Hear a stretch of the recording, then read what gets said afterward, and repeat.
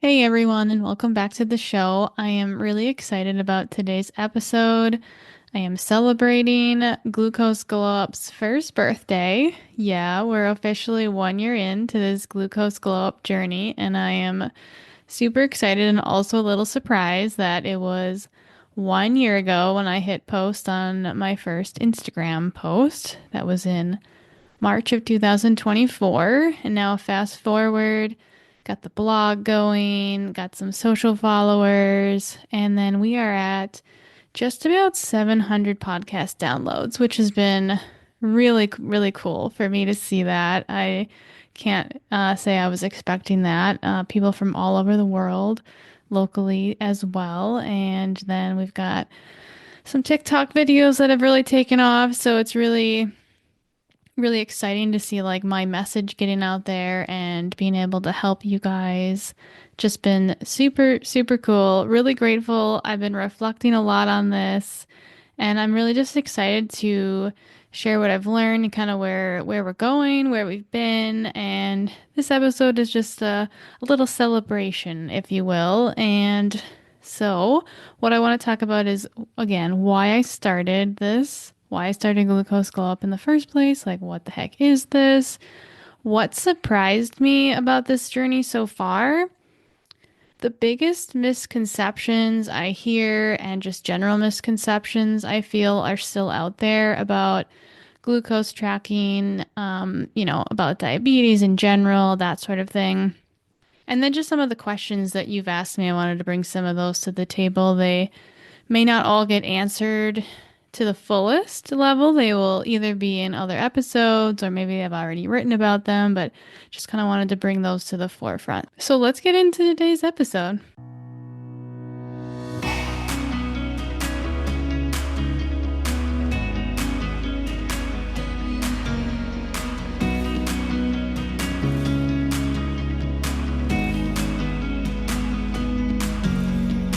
Hey there, I'm Katie, and welcome to the Glucose Glow Up Show, where I'm making blood sugar balance for non-diabetics not just important, but actually fun and approachable. I'm a girl mama, problem solver, wellness advocate, and someone who turned a deep dive into metabolic health into real life results, like healing my insulin resistance and unlocking my fertility journey. This podcast is your backstage pass to everything I've learned and I'm still learning about glucose, longevity, how to beat your cravings, and stop feeling hangry. Why does this all matter? Because when your blood sugar's in check, everything just feels better, from your mood to your energy and overall health. Here we'll talk about glucose tracking, eating for balance, optimizing your health, fertility, navigating the healthcare system, a holistic approach to wellness, and biohacking your way to feeling amazing for years to come. I'm in the trenches right alongside you, working daily to manage my own glucose and have more energy for the things I love.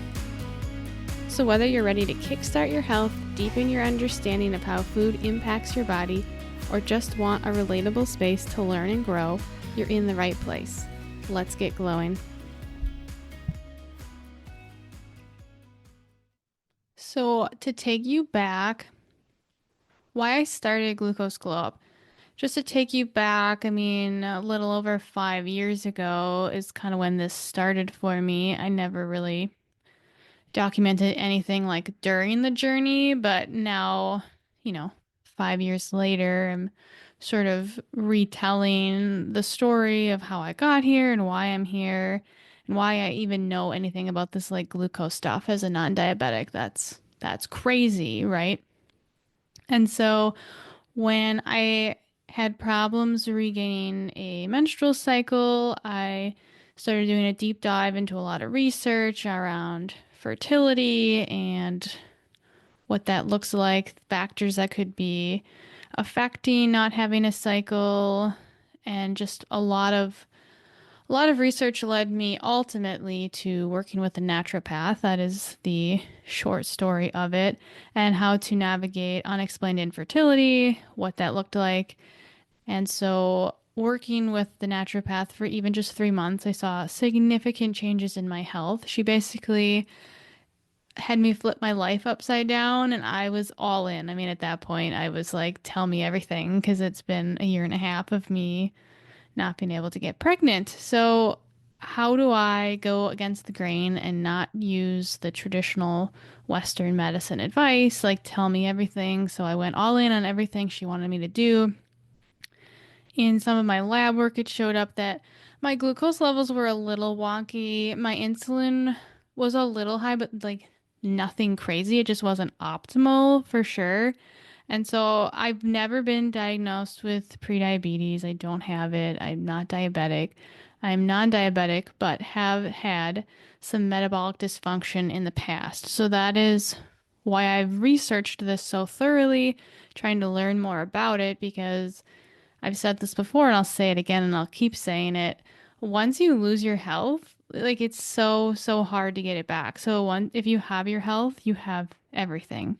It's truly something that I live by. And then so I started, I obviously, healed and had my daughter and even 2 years postpartum, I still wasn't really talking much about any of this and I just started hearing a lot of things about glucose and food and just things in general that just weren't sitting well with me. I felt like a lot of people were misinformed. And, 93% of Americans are currently metabolically unhealthy. That is glucose, that's your cholesterol, that's your blood pressure, waist circumference, a lot of different factors there. And, it's like, why are we not doing anything about this? And it's like, okay, I have something to say about this, and I really should start figuring out how to tell people what I know. Like right now, I have no credibility. No one has any idea that I know any of this stuff. Like I look pretty healthy. I had a child. Like everything looks pretty good on the outside. So I just had this like feeling that I needed to start documenting some of these things I know and put it put all this stuff in my head and just put it somewhere, whether it was in the blog or this podcast kind of formed and social posts. And so really I started Glucose Glow Up just to simplify some of the science, some of the things I know. I am not technically trained in any of this, but I really do a deep dive research and do my homework and all the things that I've learned have really helped me. So I want to bring the science to people that maybe aren't as interested in doing the research and the learning and all of that. Like, I want it to feel accessible for everybody and also to help people feel like they're not alone. I mean, even if you don't have a diagnosis, I would like to help prevent you from having one. Like, I feel like this knowledge should just be mainstream, and I'm just continuing to share the things that I'm learning. I still learn things all the time and I'm changing things I'm doing. But a lot of the things that I did early on made a huge impact on my health, even up to today and going through, 3 years postpartum. I mean, there's a lot of things that really helped carry me through all of that. So that's kind of how I got here. A little recap. I have another episode, a little detailing a little bit more about my experience with traditional Western medicine and why that just wasn't cutting it for me.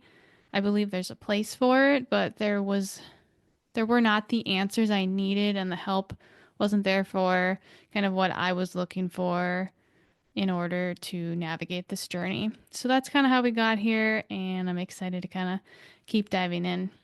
Really quickly, I just want to say thank you. Thank you to everyone that has been a part of reading my blog, reading my social posts, or sharing or interacting. Like that it's really an honor that you listen to all of this and share it or even ask questions. It's just really meaningful to me. So to see those numbers, especially on the podcast, has been really exciting. And just talking to you over Instagram DMs or email or whatever it is, it's like I'm just truly honored and grateful that you choose to interact with me. All right, I want to talk about just some common misconceptions and myths that I hear or I have heard. And these are not, all of them, but I just want to talk about a few of them. So one of the things that I heard directly from somebody after they found out about my blog and like, whoa, you like know all of this stuff. And they were like, well, I have high blood pressure, not blood sugar issues. And I'm like, yeah, I mean, I don't exactly know what the high blood pressure issues, where they're coming from. Obviously, I'm not a doctor, I'm not giving medical advice, but high blood pressure is a sign of metabolic dysfunction. And just because your glucose or insulin issues are not showing up right now in your lab work, I mean, they could in the future. So it's all kind of connected. I mean, insulin resistance and all of that. I mean, it's like not individual symptoms. It's kind of, so why do you have high blood pressure? Like you'd have to kind of dig into that a little bit more. So that comment, I mean, I think it's just a misconception. Like, oh, I have this, I don't actually have that. Well, actually, you probably have metabolic dysfunction, and I think you could benefit from a lot of this. Another one. So like I'm pretty healthy. I mean, I work out, I lift weights, do all those things. So I'm around a lot of people like that. And it's like, well, I work out so I can eat whatever I want. Um, no. And I don't just mean like I work out so I can eat a Snickers bar, or I work out so I can eat a hamburger and fries. Okay. I don't think working out equals eating whatever you want. Anyways, if you have any sort of muscle goals or anything like that, but weight loss, you're kind of going to cancel all that out. But also make you more insulin resistant, which is a good thing. But if you're eating a ton, exercise does make you more insulin sensitive, fiber and protein. You could still be having really big insulin and glucose spikes even though you're working out. And not to mention, working out on its own can cause significant glucose spikes depending upon what it is. I mean, I shared a few months ago, we've been on like deadlift day. I had maybe the largest exercise spike I've ever had, and it was just a weightlifting day. There wasn't cardio. And so I don't yet fully understand, the connection with, your A1C and the glucose exercise spikes. I mean, this is another podcast, but my understanding really is it shouldn't affect your A1C if you're having spikes from exercise, but the question, in my mind would be if I'm having the spikes from the exercise and I'm on like a blood sugar roller coaster all day, then, is the exercise contributing to some of that? I mean, you have to fuel your body appropriately. Anyways, that's a whole conversation, but like I work out so I can eat whatever I want is not quite accurate. Fat is bad for you. So I grew up in the early 90s, right? And so like low fat everything was the recommendation. Low fat milk, low fat yogurt, eat your Cheerios and your skim milk, that sort of thing. And then all these other, like Little Debbie snacks and all these things with sugar and carbs and very little fat in them. Like don't eat butter, none of that kind of stuff. Like fat is so, so good for regulating your glucose and insulin levels. And I'm talking avocados, nuts, seeds, butter, ghee if you can't tolerate dairy, full fat, yogurt and milk, cheese, all of that, fine. Eat it all, please. It's so good for you.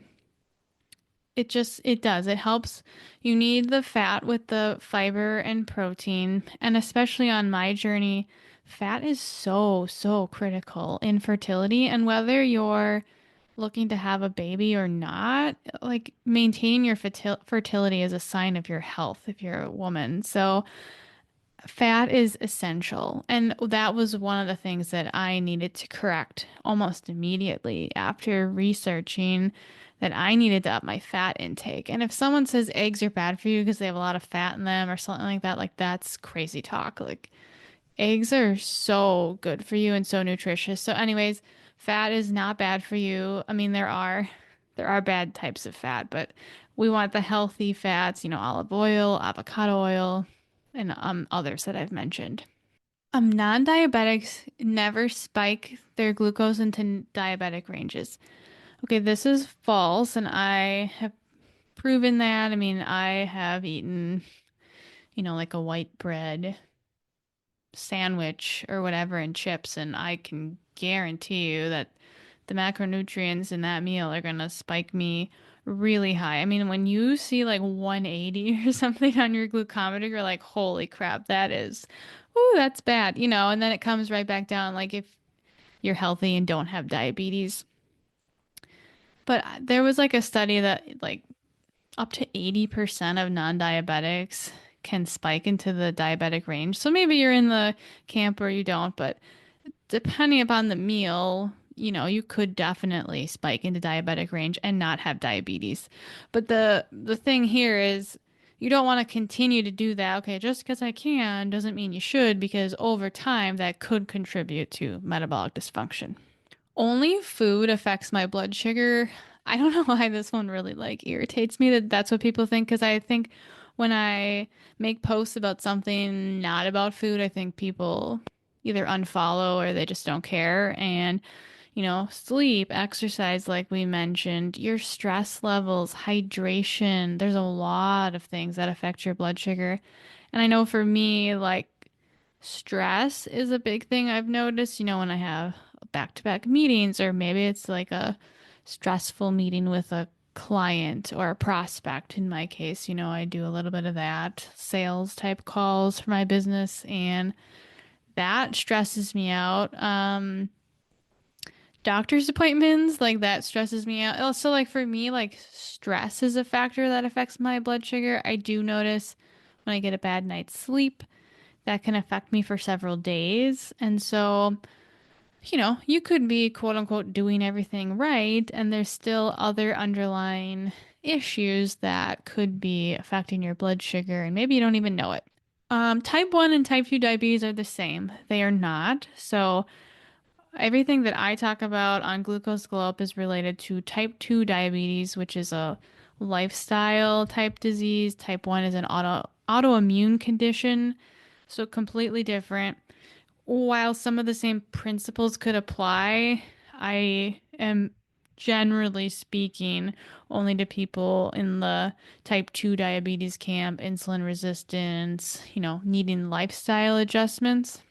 People with diabetes or pre-diabetes that can't eat sugar or carbs. Okay, well, that's that can't be possible. I mean, right? So we're going to need carbs. I mean, that's an essential thing that we need. But it needs to be balanced with fiber, protein, and fat to avoid spikes in glucose. Can you have sugar? I mean, yeah, I would eat. So, for instance, just a quick example, if I wanted a cookie, maybe we were having a little family gathering, I would eat my well-balanced meal and I would have the cookie immediately with my meal after eating all the stuff like fiber and protein and fat that kind of paved the way to maybe blunt the spike a little bit. So, doesn't mean you can't have it. I mean, also, I have things that I know are going to spike my blood sugar and I know it, but then I get right back on track. It's like, all right, I want the ice cream or whatever. I'm just going to eat it. Diabetes is only for older people. Totally inaccurate now. I mean, it's so sad for me to say this, but diabetes in kids is on the rise because of all the different foods that are marketed towards them. And I feel like people are still going off of outdated advice. They're not eating enough fat and protein. Fiber is just a rarity in the US alone. I mean, people just don't get enough fiber. We need to be upping our veggie intake. There's other ways. But yeah, it's not just for older people. And also, like I said, you won't start to see a change in your labs, even for like 10 plus, maybe even a couple decades before you like go to your doctor and get like a diagnosis. Like, oh, you have diabetes now. Okay, well, it kind of started like 10, 15 years ago, but you didn't see it, So not just for older people, also like I said, young adults are starting to get diagnosed just with like the food climate right now is really crazy, and I think there's just still a lot of misinformation, and just like the food industry is creating really addictive foods that are really not great for our metabolic health in general. I'll end with you can tell if someone has diabetes by looking at them. I mean, no. It's kind of even like the skinny fat concept. I mean, someone could look really thin and they could have metabolic dysfunction. I mean, maybe they don't get a lot of movement. Maybe they're not sleeping well. Maybe they just have a really great metabolism and they eat pizza and chips and you know, a lot of white flour, refined carbohydrates. I mean, you could be having glucose and insulin spikes and you wouldn't look overweight. Like that's just a very big misconception that I think people need to get behind. You can't just look at someone and know what their health situation is. Now that we got some of that out of the way, if you have other like questions, I'd love to hear them, but I'm gonna share some questions I got this year and maybe just add a little commentary, just so that you can kind of know like some of the things that I was getting asked about. This is very kind of specific, but can I eat maple syrup on my pancakes? And I was like, well, yes. I mean, I eat pure maple syrup on my pancakes. I definitely try and measure it, number one. And when I'm eating pancakes, so I've been really into sourdough discard pancakes lately. Which the sourdough discard stuff seems to be pretty good on my glucose. I mean, it's a lot of carbs and some white flour in there, but I add, eggs or turkey sausage and I add Greek yogurt on top, and then a little bit of maple syrup. So if you're talking about like, I'm gonna put like a half a cup of maple syrup, like kind of what you get at a restaurant, like, probably not that. I mean, that's for sure going to spike your glucose if it's maple syrup. But yes, I mean, it's not like you have to deprive yourself of every fun thing in life when you're thinking about your glucose. Is a homemade oatmeal muffin okay for breakfast? So in the US, we've completely normalized eating refined carbohydrates for breakfast, a piece of a piece of coffee cake or a muffin or a donut or whatever it is, a bagel. No, it's not great to just eat that. But okay, let's go back to the homemade oatmeal muffin part. Okay, so it's probably healthier. If I remember correctly, it's oats and, I don't think there was flour. Okay, so that's getting better, but still, like just eating oatmeal in general and then the muffin part, it's still a lot of carbs. I don't know if I would eat it for breakfast if there was no protein. I would, I would consider eggs and sausage and like having it on the side sort of thing versus like, yeah, just eat the homemade oatmeal muffin for breakfast. I wouldn't do that. I wouldn't just eat carb-filled breakfast. You need to add something to it. Drink it with a protein shake, that sort of thing.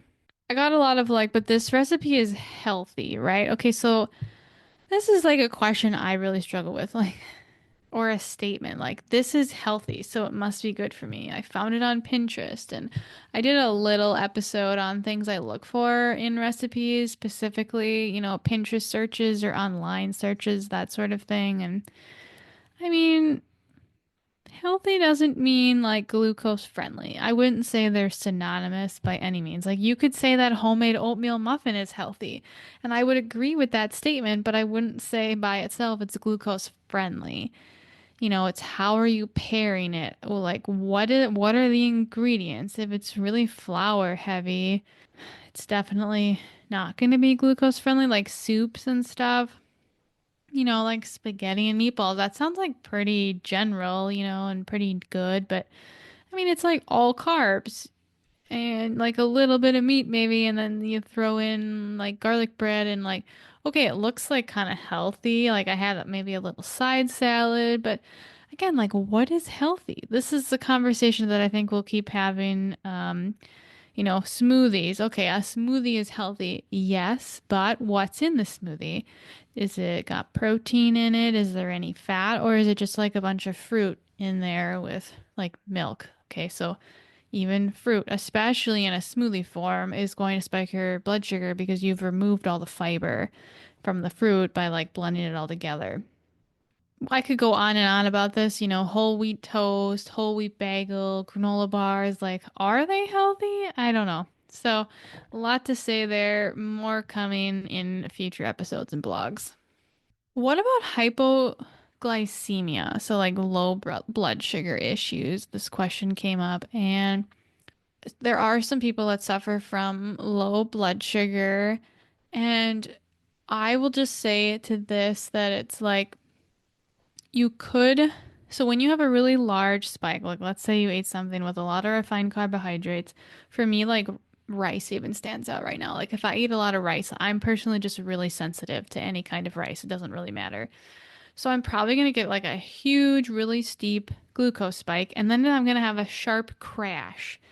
And so oftentimes I think people are getting confused with like, oh, I have low blood sugar. I feel hangry right now.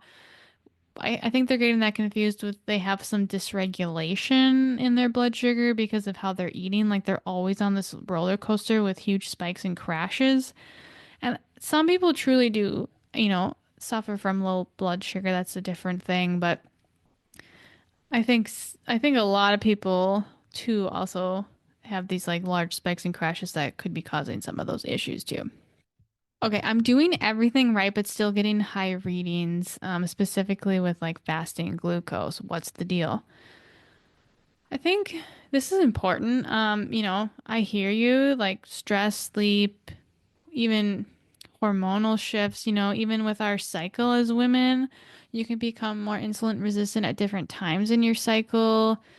It could be trial and error. Like, do I need to add in a bedtime snack? Or did I just really have a rough day up and down? I was really stressed and uh, I think we need to start tracking other things to kind of see like where the tweaks need to come in because I'm doing everything right and I'm healthy, isn't super helpful. Like, I think starting to track all their lifestyle habits and even like being more mindful, like meditation for me really helps, so it's like, can we add in something else to your routine? Like I'm doing almond flour pancakes and I'm eating a Cobb salad for lunch and then I'm having salmon at dinner with broccoli and rice. Okay, that sounds great. So then we have to kind of dig in a little deeper and say what else is going on. So that's a question I had to ask myself when I was on this journey a little bit. Why am I getting like slightly high fasting glucose? And maybe it's fasting. There's a lot of different things. Maybe you're fasting too long. Like women are not meant to fast for like 15, 16, 17, 18 hours. I mean, our bodies are very different from men, so we can't take the same advice and think, okay, if I keep fasting longer, I'm gonna get a better reading. So there's a lot there, and I think again, more information could be shared there. I'll just I'm gonna end with this one actually. How do you know all this stuff? And again, like I I just became obsessed with the knowledge and I love research. I start reading the studies. I'm listening to the podcasts and the books. I mean, I can read one of these books in like a day or two because I just get so zoned in on the research and I love learning. And then I take these things and I apply them so then I can share with you how I did it, and to take out some of the confusion and frustration. And I'm just so curious. And I love feeling empowered with the knowledge. So I'm going to keep searching for the answers and I love sharing this stuff with you. So I'm just going to keep doing that. All right, what I've learned.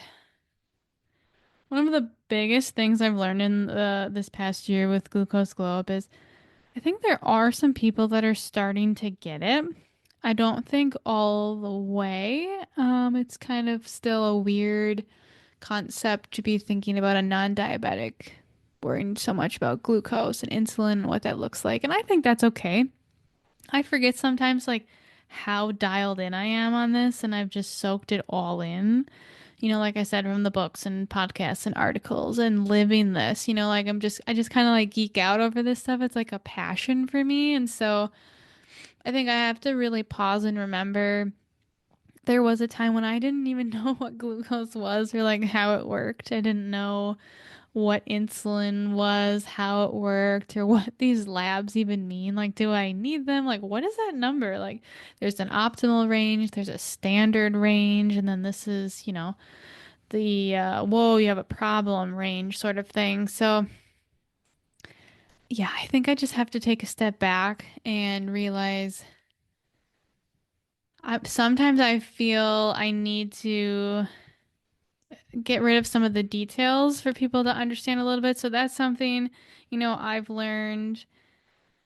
Um, and also like just how much people are fooled by food marketing. I've talked about this, but as someone who worked in food marketing, it is so tough. I mean, healthy, heart smart, low fat, whole grain, all the things, we assume we're making this good choice. High protein, that's like a big buzzword right now that we've also talked about a little bit, scratched to the surface on that topic. But even, just because the front of the label says these things, it doesn't mean they're actually good for us. And I think we've started to rely so much on convenience that it's kind of hard to get people to change their ways. They've been doing things for so long, and this is how my, parents or my grandparents ate, and they're doing just fine. Well, we're in a very different era, and it's hard to kind of reverse some of that thought process from people.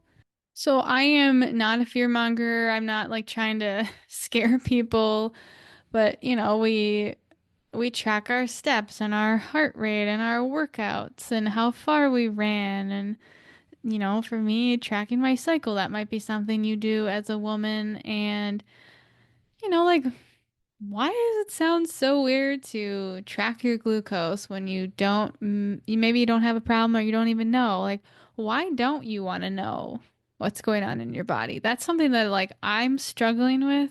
I'm learning. Like, some people just don't want to know. And, I'm trying to get to the point where you do want to know and you do want to learn. And it's not because you're fearful, it's because you're interested and you understand that you can make a change.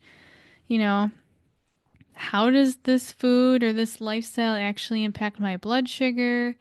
Am I pairing it well with protein, fat, or fiber? Timing, is that aligned with what my body needs? It's just not mainstream right now, and I want to be part of the solution. And so I'm just going to continue teaching people how to listen to your body, learn more about your body. I'm going to keep saying it even if people don't want to listen. I'm going to keep saying it until someone is curious and they want to listen and they want to learn. And there are a lot of people out there. And so I'm just learning and navigating how to reach you guys. So if you are here and you are listening and you're still curious, you're still learning right alongside me, thank you. Thank you for being with me on this journey for the past year. You are so kind, and I'm just so honored and grateful reflecting on this experience so far. And I'm excited for the future and to keep on glowing with all of you. So thanks for listening today and share this with someone who you think might benefit.